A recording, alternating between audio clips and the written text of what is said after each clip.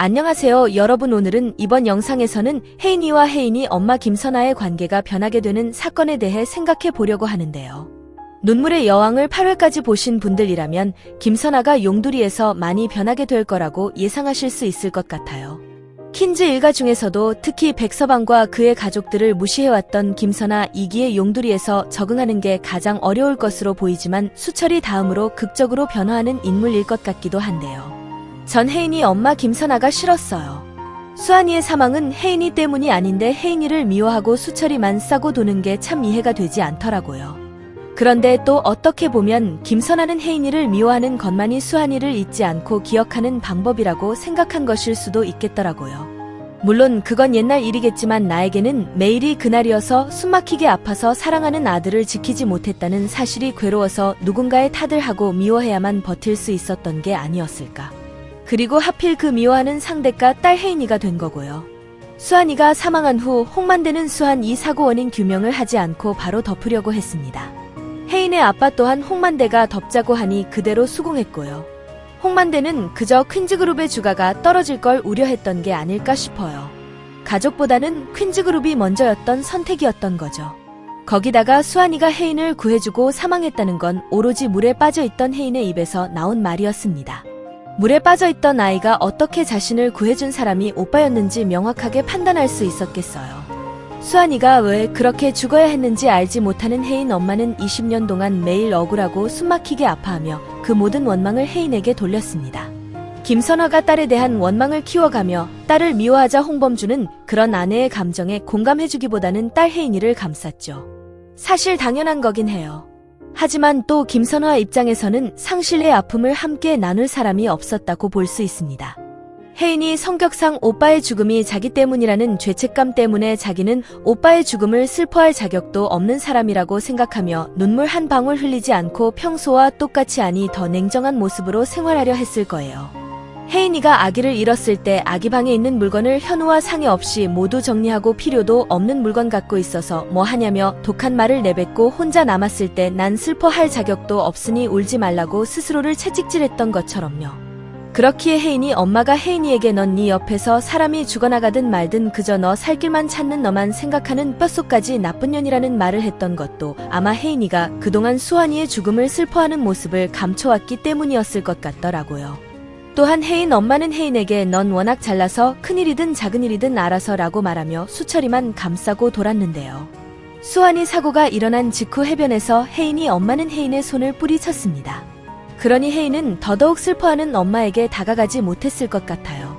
그렇기에 엄마에게 짐이 되기 싫어서 스스로 모든 일을 해내려고 했겠죠. 고등학생 시절에는 핑크색 mp3를 귀에 꽂고 자신을 향한 세상의 온갖 비난 어린 뒷담화로부터 스스로를 지켜냈고요. 하지만 혜인이 엄마는 그게 또 섭섭했던 모양이더라고요. 혜인이가 용두리에 갔을 때 영상을 통해 시댁에서 주는 음식들을 넙죽넙죽 받아 먹는 모습을 아니 꼬아했던 걸 보면 혜인이 엄마는 수철 이처럼 혜인이도 엄마에게 응석을 부려주는 딸이기를 한편으로는 바란 것 같았습니다. 한편 혜인이가 멧돼지에게 공격당할 뻔했을 때 김선화는 그 말을 듣자마자 뒷말도 듣지 않고 정신없이 뛰쳐나갔습니다. 그러니 혜인이를 걱정하는 마음까지 사라진 건 아니잖아요. 수환이를 지켜주지 못했다는 죄책감 때문에 딸 혜인이를 사랑해주지 못했던 김선화는 용두리에서 생활하면서 변하게 될 것 같은데요.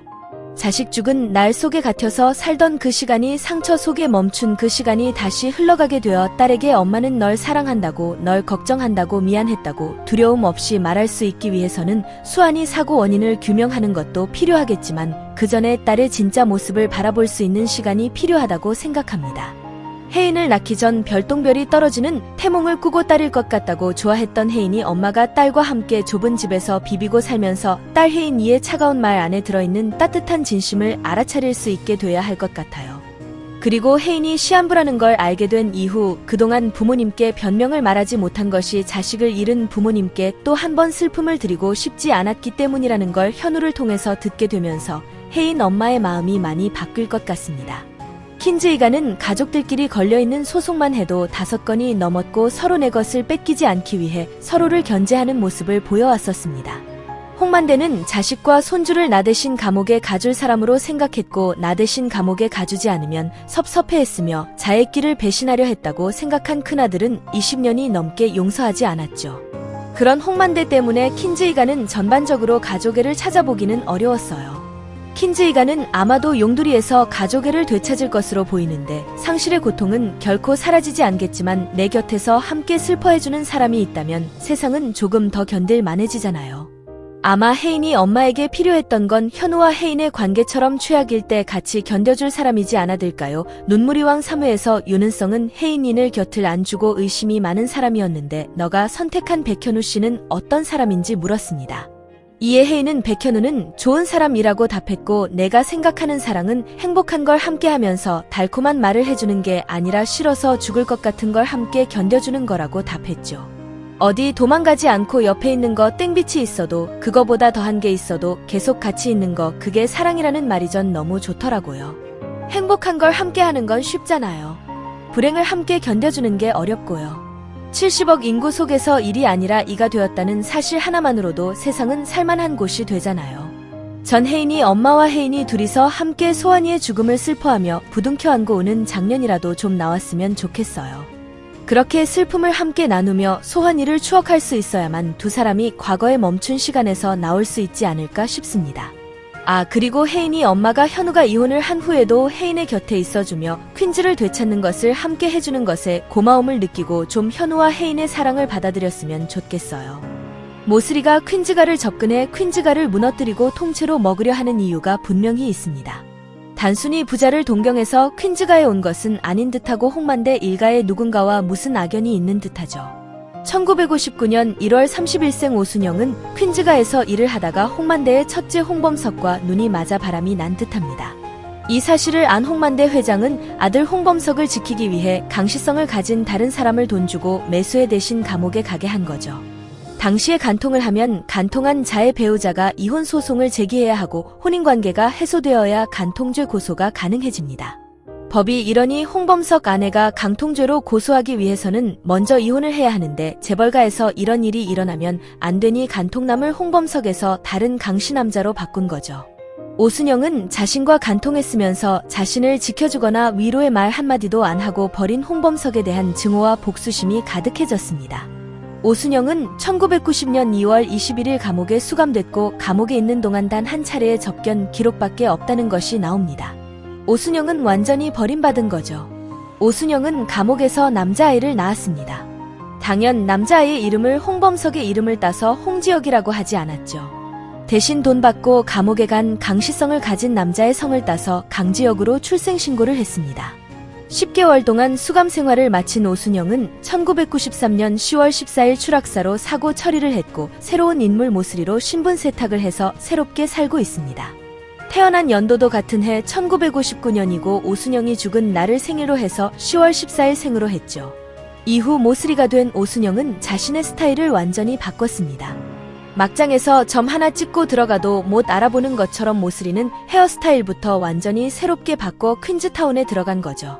1994년 퀸즈타운에 들어갔고 무능한 홍범주는 제쳐두고 재벌 3세 중 유능한 홍소환과 홍혜인을 사고사로 없애기로 작정을 했습니다. 그래서 바닷가에서 보트를 뒤집었으나 혜인이는 살고 소환이는 세상을 떠나게 됐죠. 그리고 2003년 홍만대 회장의 부인 양미숙을 심장마비로 세상을 떠나게 했고 이후 자신의 원수 같은 홍범석과 홍만대 회장 사이를 이간질해서 결국 홍범석이 퀸즈가에서 쫓겨나는 일이 발생했습니다. 이후 홍만대 회장의 부인 제삿날 홍범석은 19년 만에 퀸즈가에 왔지만 홍만대는 만나주지 않았죠. 비오는 날 홍범석은 밖에서 비를 받고 있었고 홍만대는 저 후레자식은 애비 보러 온 것이 아니라 기자들에게 사진 찍히러 온 거야 라고 말하며 쏘아줍니다. 그때 모슬이는 그만 앉으세요. 그러다 가겠죠 라고 말하며 신경 안 쓰는 척하죠. 결국 모슬이는 30년 계획이 성공했습니다. 아들 강지혁의 이름을 윤은성으로 바꾸고 퀸즈가의 지분을 모아 최대 주주가 되게 했습니다. 모슬이는 퀸즈가에서 재산도 호적도 욕심 없는 사람처럼 살다가 결국 홍만대로부터 법적 보호자 의결권을 받고 홍만대를 약으로 마비시켰습니다. 지금 모슬이가 갖고 있는 법적 보호자와 의결권 대리인 권한을 무효화시키는 것이 관건이죠. 그런데 시간이 촉박합니다. 모수리는 범자에게 당장 홍만대의 병실을 바꿔 임종도 못 보게 한다고 겁을 줬죠. 모수리가 홍만대 회장을 혼수 상태로 시체처럼 두세 달 있다가 죽어야 한다고 했죠. 두세 달 안에 모수리가 위조 신분이라는 것을 밝혀야 하는데 그것보다 더 빨리 위임장 효력을 정지시키는 방법을 찾아야 합니다. 홍만대는 자신의 팔순잔치가 있기 전 변호사들과 모수리를 불러 위임장에 사인을 하게 했죠. 위임장에는 퀸즈, 총괄회장, 홍만대의 건강 등의 사유가 있을 때 회복할 때까지 모수리가 모든 의결권을 갖고 있는다고 했죠. 홍만대의 생명유지, 동해, 거부 결정, 모든 의료계의 결정을 내릴 권한이 있다고 했습니다. 모수리는 속으로 좋아하면서 겉으로 왜 자신에게 이런 걸 하냐 묻자 변호사가 말을 합니다. 지금 검찰의 비자금 수사가 시작됐는데 여사님 명의로 비자금을 빼돌렸다 주장하면 효력이 없습니다. 누구나 금고지기가 될 수 있죠. 다시 말해 법적 보호자 의결권, 대리자 권한을 모수리가 갖고 있어야 검찰이 비자금 수사에서 모수리의 횡령 사실을 믿는다는 거죠. 이 일이 있고 모수리는 홍만대를 호흡기에 약을 묻혀 혼수 상태에 빠지게 했습니다. 바로 병실로 입원시켰고 퀸즈가의 가족들이 왔지만 누구도 면회를 허락하지 않았죠. 현우가 이 공중서류 조작될 수 있다 하고 사문서 위조를 피해갈 수 없다 하자 바로 모수리의 변호사가 말을 합니다. 회장님께서 직접 위임장을 작성하시는 영상이 있습니다.